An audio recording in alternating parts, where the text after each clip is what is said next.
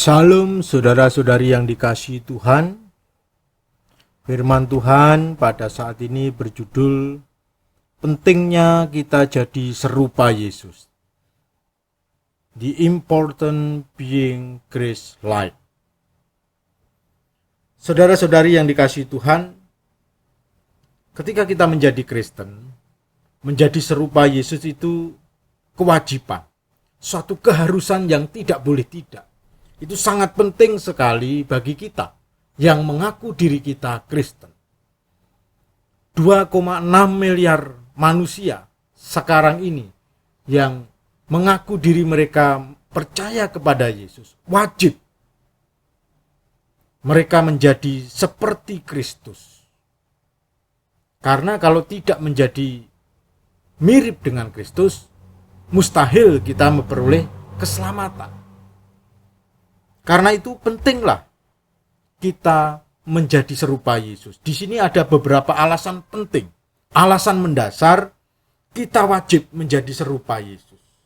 Nah, saudara-saudari yang dikasihi Tuhan, mari kita akan melihat firman Tuhan. Bagaimana firman Tuhan mengajarkan kepada kita menjadi serupa Kristus. Setelah kita bertobat, setelah kita percaya, setelah kita menyerahkan diri kita, memasrahkan diri kita kepada Tuhan kita Yesus Kristus, maka langkah selanjutnya kita wajib menjadi serupa dengan Dia. Mari kita akan melihat beberapa alasan yang sangat mendasar, yang sangat penting, yang alkitabiah, bahwa kita wajib menjadi serupa Kristus.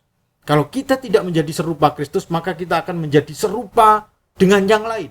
Bisa saja serupa dengan diri kita sendiri yang berdosa, serupa dengan iblis, serupa dengan dunia. Dan ini sangat berbahaya. Karena itulah Tuhan menghendaki kita serupa dengan Sang Kristus, Tuhan kita. Yang pertama, alasan yang pertama, jadi serupa Yesus adalah bukti kita dipilih Allah. Christ-like is evident that we chosen by God. Jadi saudara yang dikasihi Tuhan, kita menjadi serupa Kristus itu sangat penting. Karena itu membuktikan bahwa kita adalah umat yang telah dipilih Allah. Itu menjadi tanda, menjadi bukti yang valid bahwa kita murid-murid Yesus yang sejati, kita beriman sejati kepada Kristus, dan kita sudah dipilih oleh Allah menjadi umat yang diselamatkannya. Mari kita membuka firman Tuhan di dalam Roma 8 ayat 29 sampai 30. Sebab semua orang yang dipilihnya dari semula, mereka juga ditentukannya dari semula untuk menjadi serupa dengan gambaran anaknya, Yesus. Supaya ia, anaknya itu menjadi yang sulung di antara banyak saudara. Dan mereka yang ditentukannya dari semula, mereka itu juga dipanggilnya. Dan mereka yang dipanggilnya, mereka itu juga yang dibenarkannya. Dan mereka yang dibenarkannya, mereka itu juga dimuliakannya. Roma 8 ayat 29 sampai 30. Nah, saudara yang dikasihi Tuhan, di dalam bahasa Inggris dikatakan demikian, terjemahan agak berbeda. For whom he did foreknow, he also did predestinate to be conformed to the image of his Son, that he might be the firstborn among many brothers. Moreover, whom he did predestinate, them he also called, and whom he called, them he also justified, and whom he justified, them he also glorified.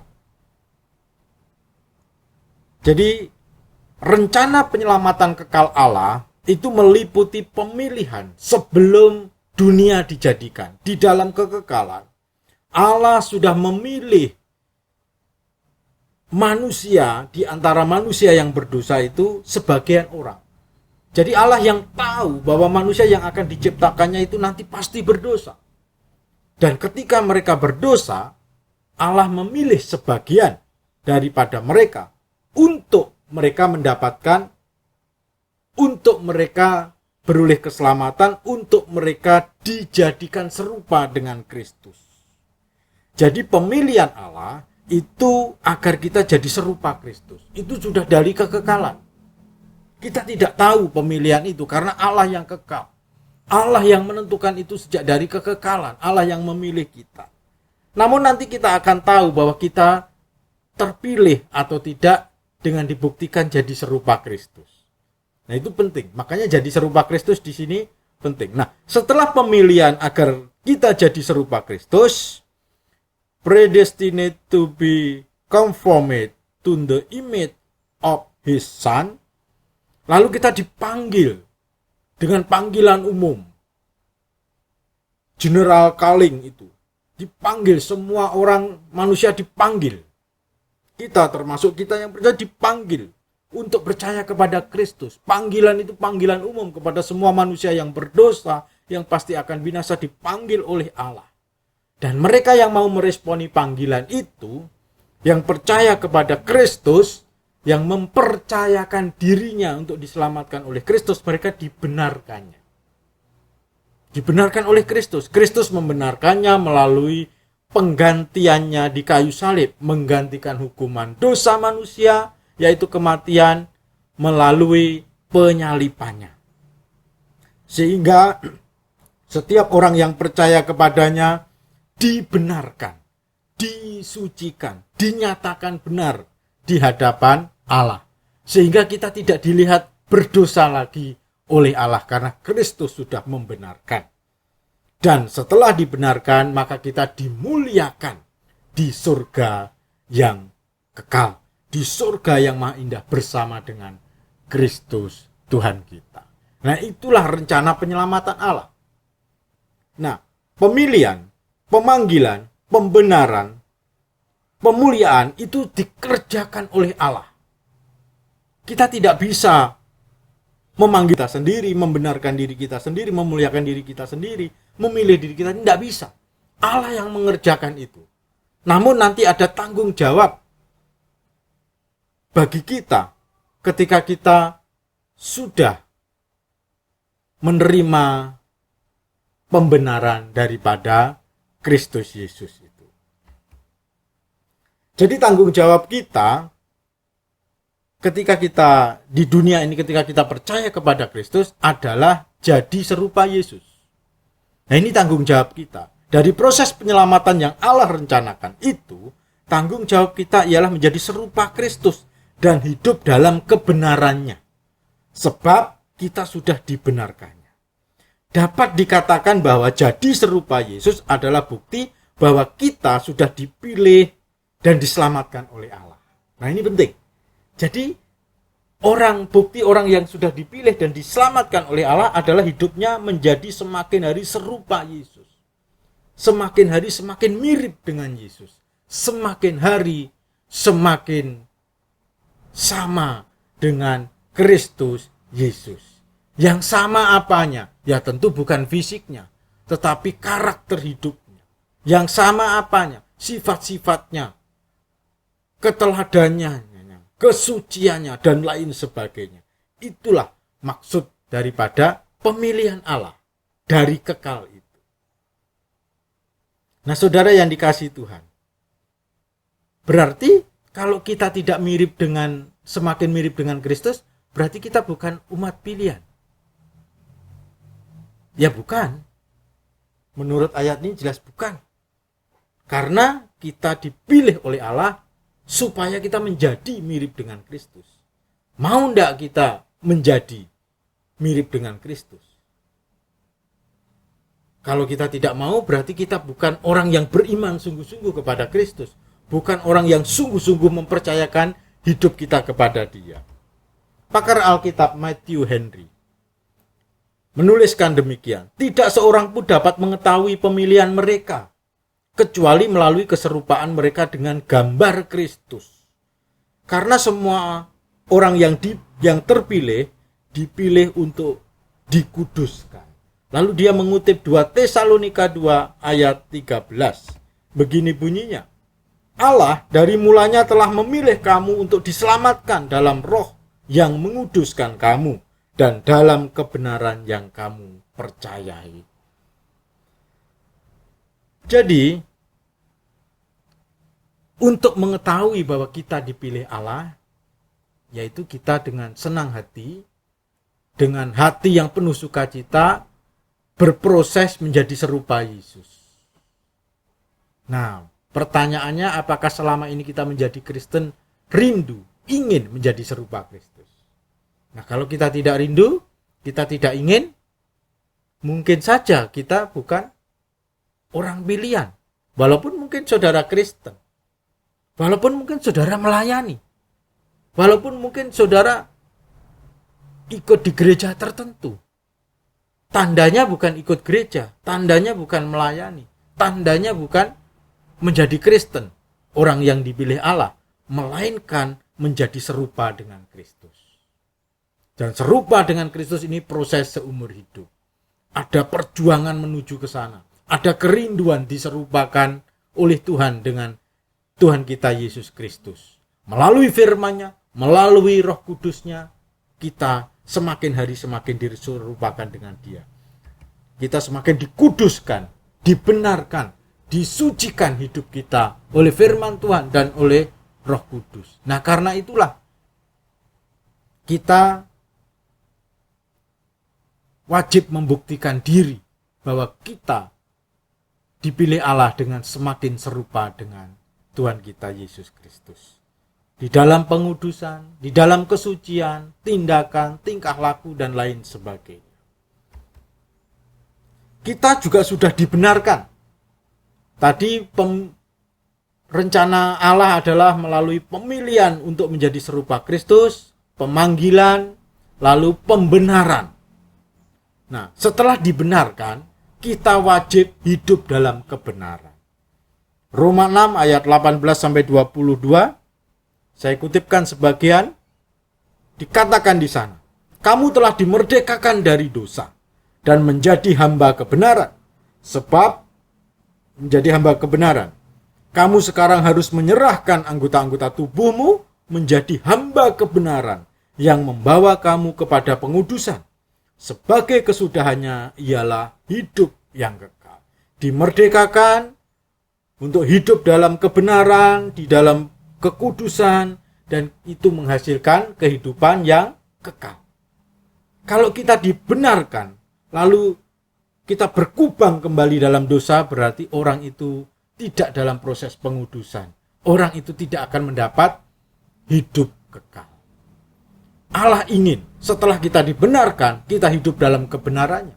Setelah kita disucikan, kita hidup dalam kesuciannya. Setelah kita dikuduskan, kita hidup di dalam kekudusan sabdanya. Itu yang Tuhan ingin. Itu tanda Kristen yang sejati. Itu tanda orang beriman sejati. Nah, saudara yang dikasihi Tuhan, apa yang saudara inginkan?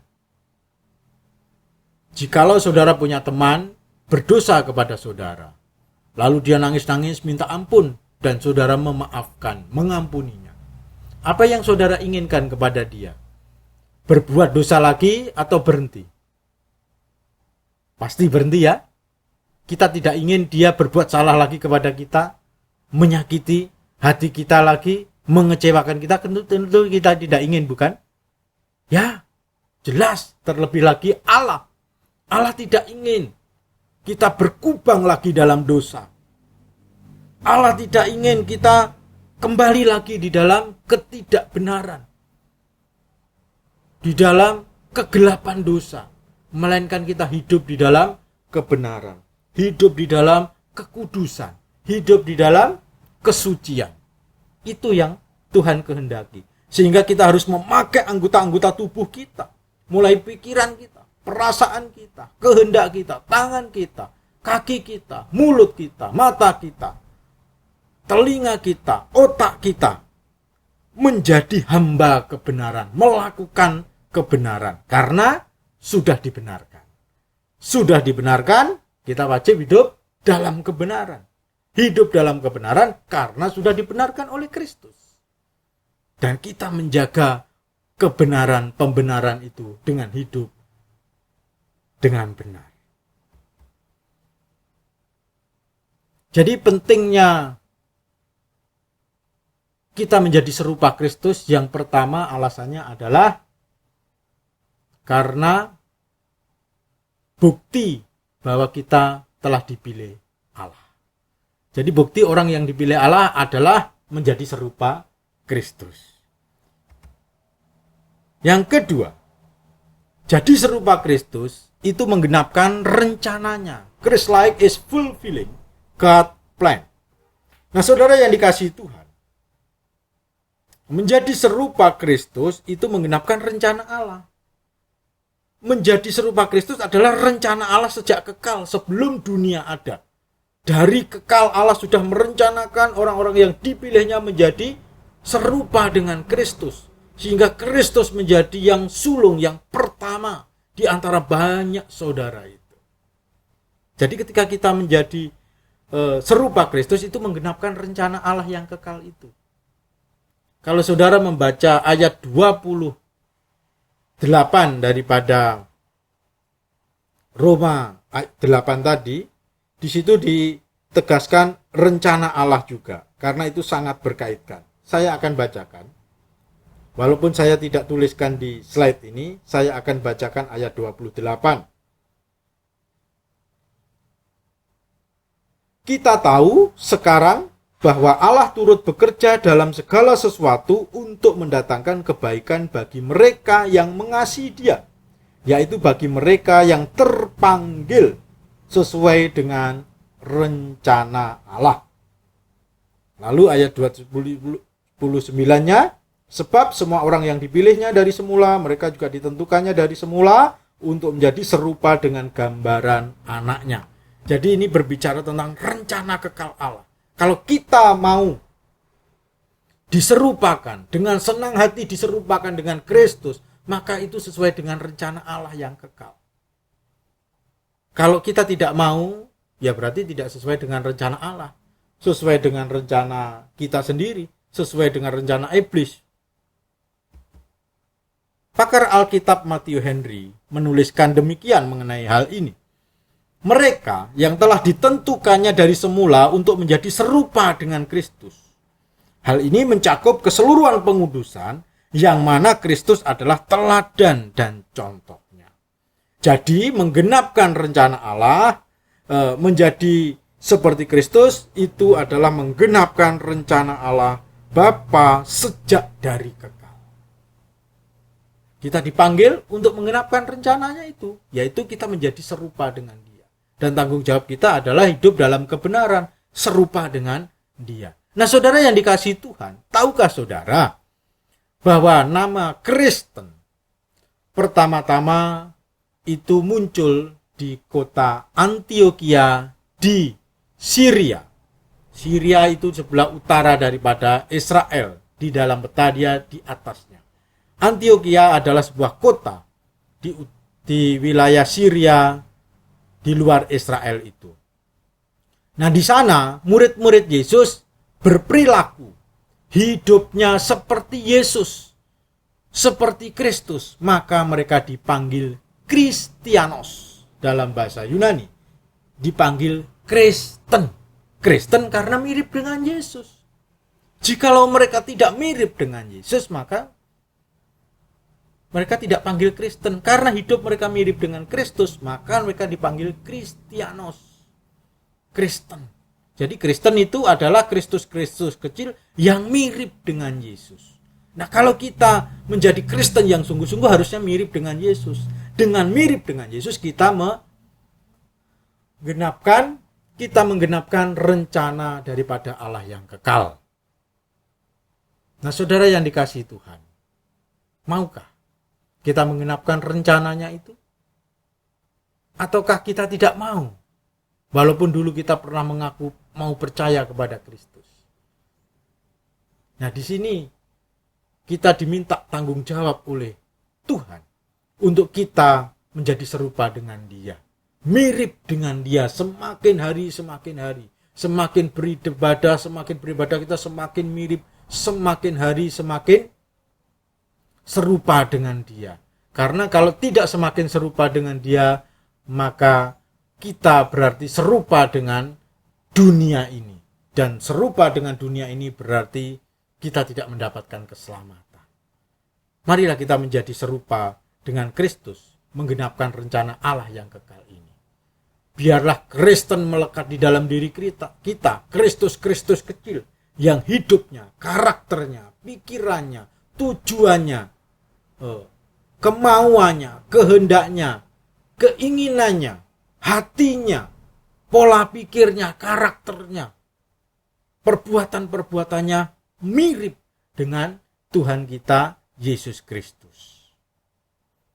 Marilah kita mengenapkan rencana Allah yang kekal itu di dalam diri kita. Bagian kita adalah meneladani Kristus. Kristus adalah contoh dan teladan bagi kita untuk menjadi serupa dengan Dia. Mari kita genapkan rencana Allah ini di dalam kehidupan kita masing-masing. Jadi serupa Yesus itu bukti pertumbuhan iman yang terbaik. Christ-like is evident based a growing faith. Jadi Bapak Ibu Saudara yang dikasihi Tuhan, kalau kita semakin hari semakin bertumbuh serupa Kristus, berarti iman kita bertumbuh yang terbaik itu. Itu yang terbaik karena Tuhan menghendaki itu. Mari kita melihat di dalam Efesus 4 ayat 13. Efesus 4 ayat 13 menegaskan, dikatakan di sana, sampai kita semua telah mencapai kesatuan iman dan pengetahuan yang benar tentang anak Allah, kedewasaan penuh dan tingkat pertumbuhan yang sesuai dengan kepenuhan Kristus. Jadi iman kita bertumbuh sampai kita semua mencapai kesatuan iman di dalam Kristus. Sampai kita memiliki pengetahuan yang benar tentang anak Allah atau Yesus. Jadi kalau pengetahuan kita, pengenalan kita akan Yesus salah, itu berarti kita tidak bertumbuh dengan baik. Tidak bertumbuh terbaik, karena yang terbaik itu memiliki pengetahuan yang benar tentang anak Allah, tentang Kristus. Pengetahuan kita yang benar. Pengetahuan yang benar hanya bersumber daripada Alkitab. Bukan bersumber dari lagu-lagu rohani, karena itu tidak lengkap. Bukan bersumber pada acara drama di gereja. Tidak, tapi bersumber daripada Alkitab itu sendiri. Sampai kita mencapai kedewasaan penuh seperti Kristus. Sampai kita mencapai tingkat pertumbuhan yang sesuai dengan kepenuhan Kristus. Jadi, kalau kita menjadi serupa dengan Kristus, berarti tingkat pertumbuhan iman kita yang terbaik. Karena itulah yang Tuhan kehendaki. Kita tidak harus mirip dengan pendeta kita. Kita tidak diwajibkan mirip dengan para nabi, melainkan mirip dengan Tuhan kita Yesus Kristus yang datang ke dunia. Dia datang ke dunia, dia berinkarnasi yang kita peringati pada hari Natal itu untuk memberikan teladan hidup bagi kita semua. Supaya kita menjadi serupa dengan dia. Justru ketika dia datang ke dunia, kita dapat meneladani dia. Kalau Kristus hanya di surga, maka sulit kita meneladani dia. Justru ketika dia berinkarnasi ke dunia, hidup sama seperti manusia 100%, namun dia tanpa dosa, tanpa kesalahan. Itu yang terus menjadi keteladanan kita semua. Kita bertumbuh, mencapai kedewasaan penuh seperti Kristus. Kita bertumbuh memiliki pengertian, pengetahuan yang benar tentang Kristus. Dengan demikian, iman kita bertumbuh yang terbaik, yang sempurna. Nah, saudara yang dikasihi Tuhan, sudahkah saudara rindu untuk menjadi bertumbuh seperti Kristus di dalam iman kita?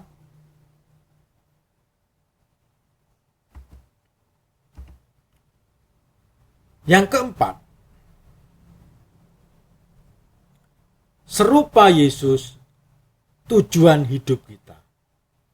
Christ like is our life purpose. Saudara yang dikasihi Tuhan, menjadi serupa Kristus itu adalah tujuan hidup kita.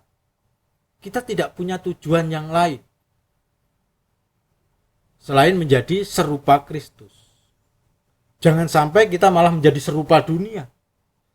Tuhan menyelamatkan kita supaya kita menjadi serupa Dia. Jangan kita menjadi serupa dengan diri kita yang berdosa, melainkan kita menjadi serupa Kristus. Apakah ketika saudara ke gereja, ketika saudara percaya Yesus, beribadah, punya tujuan untuk menjadi serupa Yesus? Nah, ini pertanyaan. Saudara bisa tanya, teman-teman saudara, keluarga saudara, teman dari gereja lain, apakah mereka sungguh-sungguh punya tujuan hidup menjadi serupa Yesus? Kalau tidak, sungguh naib dan mengerikan. Kemungkinan besar mereka pasti tidak akan selamat, sebab mereka tidak mencapai tujuan Allah, yaitu menjadi serupa dengan Kristus. Seorang Kristen mengirim WA kepada saya. Dia berkata, dalam WA-nya tertulis, "Ya, saya selalu minta bimbingan Tuhan, pertolongan Tuhan untuk menjadi serupa dengan Kristus." Lalu saya memberitahu dia, masalahnya apakah gereja yang kita ikuti, pendeta yang kita dengarkan khotbah-khotbahnya, pendeta yang mengembalakan kita juga punya tujuan yang sama, yaitu menjadi serupa Kristus. Kalau gereja itu tidak punya tujuan menjadikan kita serupa Yesus, kalau pendeta itu tidak punya tujuan menjadikan kita serupa Yesus, maka kita tidak mungkin menjadi serupa Yesus jikalau kita beribadah di gereja itu. Seperti kita sekolah di SD, tapi keinginan kita berharap menjadi sarjana. Mustahil. Saudara yang dikasihi Tuhan, ini banyak orang Kristen yang pindah-pindah gereja, tapi tidak punya tujuan untuk menjadi seperti Kristus. Ada yang ibadah seminggu penuh, ibadah di gerejanya seminggu 3 kali, lalu ikut persekutuan di kelompok A, ikut persekutuan di grup B, ikut persekutuan doa di tempat lain, seminggu bisa penuh. Tapi pertanyaannya, apakah tujuannya ingin menjadi seperti Kristus atau tidak? Kalau tidak, dia tidak akan menjadi walaupun dia seminggu ikut persekutuan. Tidak ada jaminan. Ada yang ke ibadah hanya mencari musik. Mereka bilang, kalau ada musiknya yang rame, kita semangat. Katanya begitu. Kalau tidak ada musiknya, tidak semangat. Pertanyaannya, semangat apa? Kalau cuma semangat hanya menyanyi saja, ya tidak akan menjadi serupa Yesus. Semangatnya lebih dari sekedar menyanyi atau memuji Tuhan di sana. Semangatnya bukan semangat karena musik, tapi lebih dalam dari itu, yaitu menjadi serupa Yesus, mengenal Dia di dalam Alkitab, minimal kitab Injil itu, Matius, Markus, Lukas, dan Yohanes, supaya kita menjadi serupa Yesus. Bagaimana kita menjadi serupa Yesus tanpa mengenal Dia di Alkitab? Malas membaca firman-Nya. Kita tidak sungguh-sungguh mengerti kebenaran-kebenaran sabdanya. Kita ke gereja hanya mencari hiburan. Kita ke gereja hanya mencari apa yang ingin kita cari, tapi tidak mencapai tujuan hidup kita, yaitu serupa Kristus. Tidak mencapai apa yang Allah rencanakan, supaya kita menjadi serupa Kristus. Dan itu bahaya. Berarti tujuan hidup saudara salah jikalau demikian. Karena banyak orang-orang Kristen yang seperti ini. Di kota-kota besar itu berbagai macam gereja persekutuan, kelompok-kelompok Kristen itu berusaha menarik hati kita untuk datang ke sana, supaya kita menetap di sana, betah di sana dengan segala daya tariknya, tapi tidak dibentuk kita menjadi serupa Tuhan Yesus. Bapak ini ngarang. Kok Bapak bisa berkata demikian? Apakah Bapak sudah survei? Ya, saya sudah melihat, saya mendengar, saya mengamati, saya mensurvei. Saya akan berikan beberapa contoh di sini, supaya saudara bisa diyakinkan. Sekarang kalau ada pendeta, arlojinya saja harganya ratusan juta. Apakah dia meneladani Yesus, jadi serupa Yesus? Apakah Yesus hedon seperti itu? Apakah Yesus materialistis seperti dia? Tidak, bukan? Coba bacalah Alkitab, supaya kita tahu hidup kesederhanaan Yesus. Raja di atas segala raja, pemilik surga dan bumi, tapi rela hidup sederhana, menjadi anak tukang kayu, lahir di kandang domba. Hidupnya begitu sangat simpel, sederhana, pilihannya itu. Tetapi banyak pendeta sekarang mengejar kekayaan, mengejar popularitas, mengejar harga diri yang tinggi, yang dibangun di atas tumpukan prestasi dan kekayaan. Yesus tidak mencari itu ke dunia. Yesus mencari dan menyelamatkan yang hilang. Mencari kita, memanggil kita untuk menerima anugerahnya. Tapi pendeta kita dengan alasan pelayanan, tentu tidak semua, tapi banyak dengan alasan pelayanan. Ada yang korupsi uang gereja,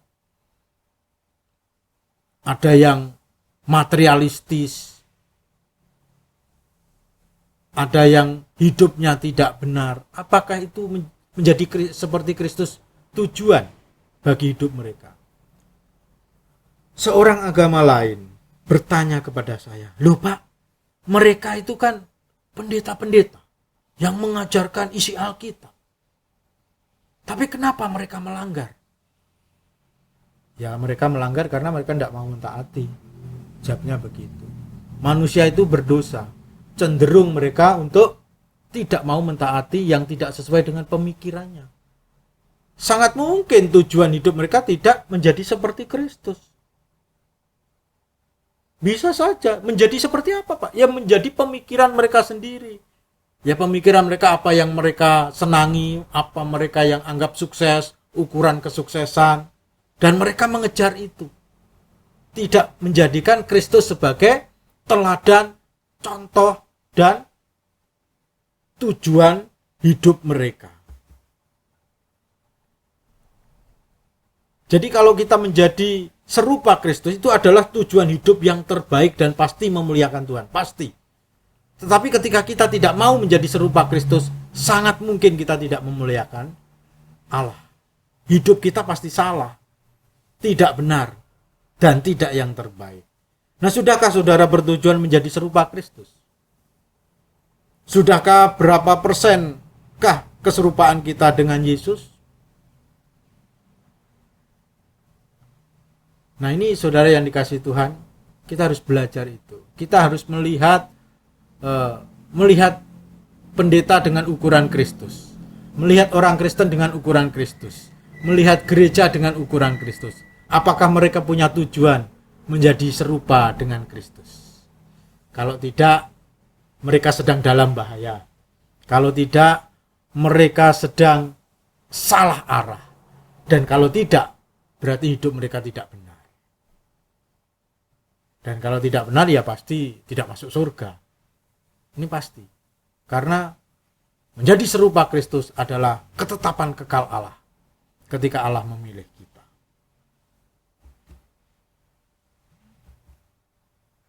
Bagaimana cara jadi serupa Kristus?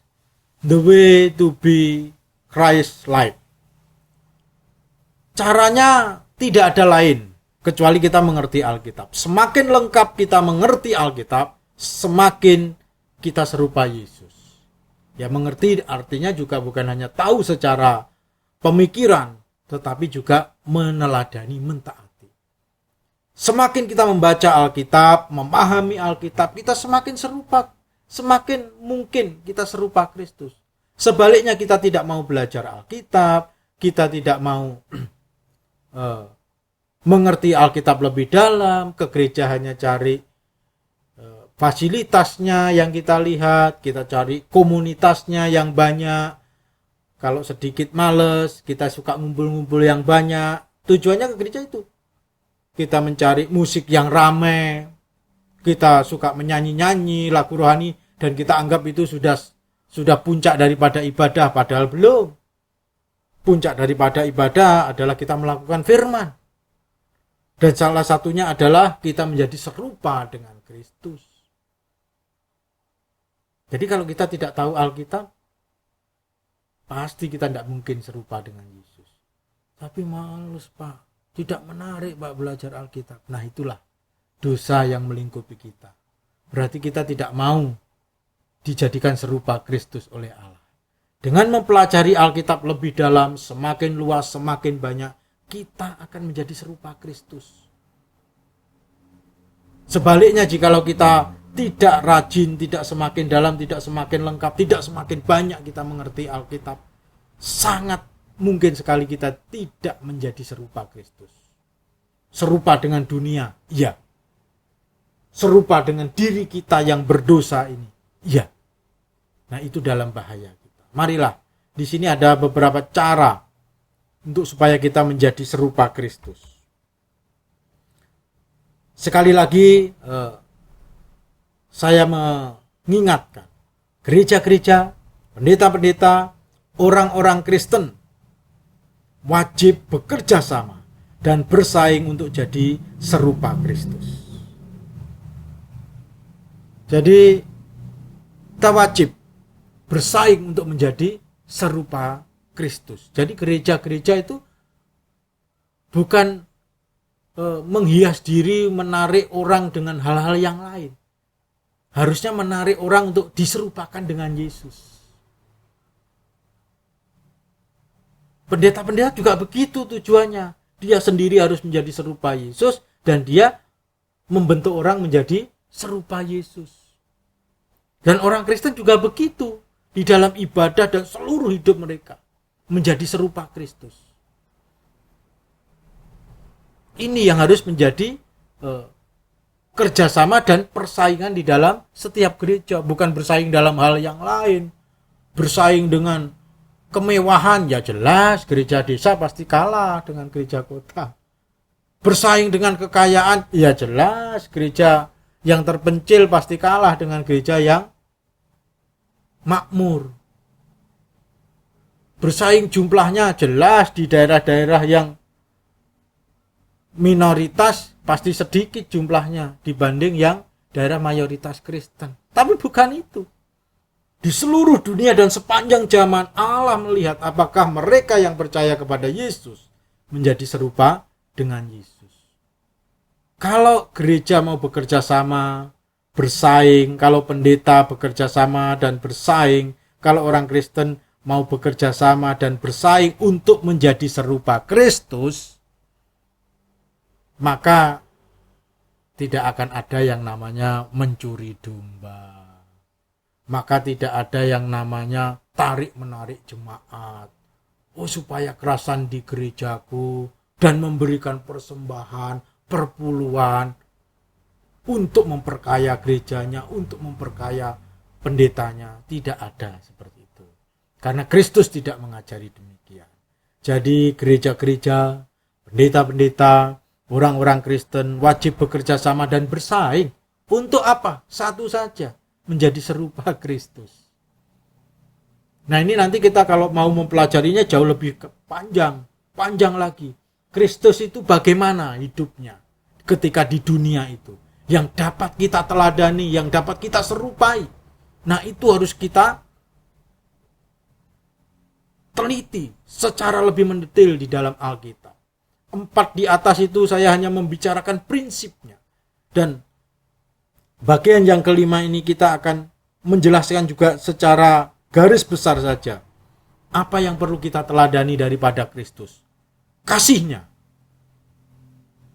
misinya di dunia, tujuan hidupnya, kesuciannya, prinsip-prinsip hidupnya, kehendaknya, pemikirannya, perasaannya, perbuatan-perbuatannya, pengorbanannya, sikap-sikapnya, karakternya, moralitasnya, ketegasannya, kelembutannya, kemurahannya, kesabarannya, sifat-sifatnya, dan kesempurnaan-kesempurnaan Kristus yang lain. Termasuk juga gaya hidupnya. Bagaimana gaya hidup Kristus di milenial pertama? Milenial pertama, karena abad pertama Masehi masuk milenial pertama. Sekarang kita masuk milenial ketiga. Gaya hidup Yesus ketika zaman itu. Dan kita terapkan di milenial ketiga ini bagaimana? Itu juga kita pelajari. Supaya kita dapat meneladani Dia. Ini semuanya bisa diuraikan, dieksplor lebih dalam. Bagaimana kasih Yesus, prinsip hidupnya, dan semuanya itu. Itu semuanya ada di dalam Alkitab. Dan Kristus sudah memberikan teladan. Tugas kita adalah menyelidiki itu. Mengertinya dan menerapkannya dalam kehidupan kita sehari-hari. Agar kita makin hari makin serupa Kristus. Karena serupa Kristus penting. Karena serupa Kristus ini membuktikan bahwa kita dipilih Allah. Serupa Kristus ini membuktikan bahwa kita sedang menggenapi rencana Allah. Serupa Kristus ini membuktikan bahwa kita sedang bertumbuh iman kita dengan yang terbaik, yang benar, yang sempurna. Dan serupa Kristus ini membuktikan bahwa kita memiliki tujuan hidup yang benar. Amin. Silahkan subscribe, like, komen, dan share. Tuhan Yesus memberkati kita semua.